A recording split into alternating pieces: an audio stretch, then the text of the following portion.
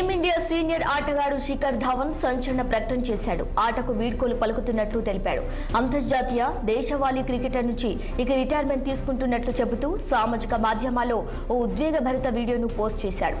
ప్రస్తుతం తాను ఓ కీలక పాయింట్ వద్ద ఉన్నానని, వెనక్కి తిరిగి చూసుకుంటే ఎన్నో జ్ఞాపకాలు, ముందుకెళ్తే కొత్త జీవితం.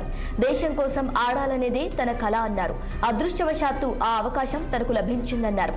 ఈ ప్రయాణంలో తనకు అండగా నిలిచిన తన కుటుంబం, చిన్ననాటి కోచ్లు, తన జట్టుకు మనస్ఫూర్తిగా కృతజ్ఞతలు చెబుతున్నానన్నారు. క్రికెట్తో తనకు కొత్త కుటుంబం, పేరు, ఎంతో ప్రేమ, అభిమానాలు లభించాయని తెలిపారు. అయితే జీవితంలో ముందుకెళ్లాలంటే పేజీలు తిప్పక మానదని, అందుకే అంతర్జాతీయ దేశవాళీ క్రికెట్ రిటైర్మెంట్ ప్రకటిస్తున్నట్లు తెలిపారు. క్రికెట్ ప్రయాణానికి వీడ్కోలు పలుకుతుంటే తన మనసు ప్రశాంతంగా ఉందన్నారు. తన దేశం కోసం తానెంతో ఆడా, ఇకపై మళ్లీ ఆడే అవకాశం రాకపోవచ్చు, అందుకు బాధపడాల్సిన అవసరం లేదని తన మనసుకు చెబుతున్నా అని గబ్బర్ ఆ వీడియోలో పేర్కొన్నాడు.